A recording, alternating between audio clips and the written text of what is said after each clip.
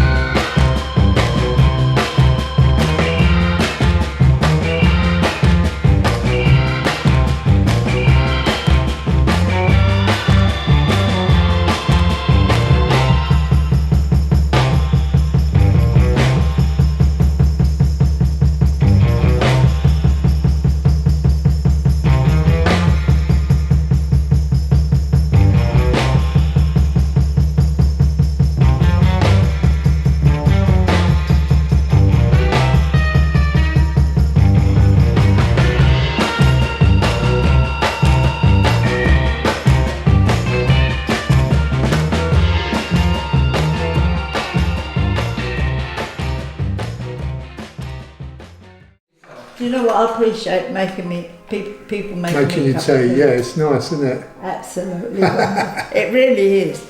You know, when people look at me and they say, well, what do you mean? I said, well, if I want a cup of tea, you've got to make do it yourself. That's right. Hi everybody. So I've just done the most amazing photo shoot and video with our lovely Frances. Now Frances you've probably seen on other videos with the mayor and different things, and Frances is 103 years old. I'm 104. Are you 104? I'm going to be in June. She's going to be in June, 104. So she's going to be 104 in June. So what does it feel like to be 103 going on 104? Well, I never think about age. I never have done. And it seems I'm getting up there very quickly, which I don't need it. I don't need it so quickly. Slow down a little bit. Okay? So you don't want to get to like 204 that quick? Not really. No, that wouldn't suit me at all. So, Frances, just tell us, how far back can you remember? What's your earliest memory? Well, I don't remember, but I was born in 1920 on the 14th of June 1920. So this year it's a leap year. A leap year. So I think I'll get an extra one. I don't think I do I? Yeah. So was you born in a leap year? No. No, your birthday's not a leap year birthday, is it? No. I was going to say otherwise you'd only be about 20. So, although you do only look 20, so... Oh, thank you very much. So the thing is... So I was born, I don't remember it, of course. So in that year, 1920, and I was I had two brothers, an older sister who was 4 years older than myself, and I came to town, and then 2 years after that, my younger sister was born. So in the family there was 10 of us, 5 children and mum and dad. And just out of interest, for the people that moan about things today, how many rooms did you have in your house? Well, we only had 2 bedroom, I think. I don't remember this, but I know I was born in Deptford in London, Deptford, Fangard Street in Deptford. And then there was a big depression came when all the men lost their jobs and couldn't find other jobs. So Dad couldn't pay the rent, couldn't find a job. So we moved in with my grandmother, who was in East Greenwich, and she was in a little 2-bed cottage. And my 2 uncles, because my mother was the eldest one of 13 children. She was the eldest, and all of the others were boys, apart from the last one. So there was only 2 girls in the family. And my grandmother allowed us to go and stay with them. So there was 2 bedrooms upstairs. There was 2 uncles still at home who worked on the river. And so my 2 older brothers, they went with the 2 uncles. And there was Mum, Dad, Winnie and myself, and my younger sister was born there. So how did we thrive? There was no hot water, no cold water. Well, cold water you weren't washed in, unless you boiled the kettle to get anything hot. So there was an outside toilet, you went out there in the snow. So because we never had anything, and I think my dad must have gone to the council after a few years, because I mean, when the boys got 14, when we all got 14, we were put out to work.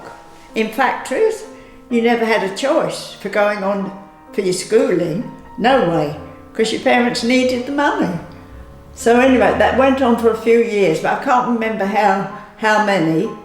But anyway, eventually we were moved to a council estate called Bellingham. I know, yeah. near Downham. And when we went to this council house, there was 3 bedrooms.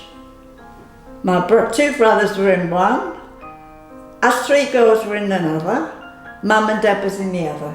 And there was an inside toilet, a bathroom which we'd never seen. So we were absolutely in clover, you know. But we were there a few years. But my mother, I think, if my dad had had a bit of finance and bought a caravan, I think he would have been quitting. So there you go. Don't moan, because you have no idea what life was like when Frances was young. So Frances, going back to your photo shoot today, Wonderful. Have you enjoyed it? I've thoroughly enjoyed every minute, and I feel as if I've been in a different world today, because I've not been well, I've been quite down, but I do feel so totally different, and I'm so grateful to my friends here. My dresser, Eileen, who is an angel, and my friend here, wonderful.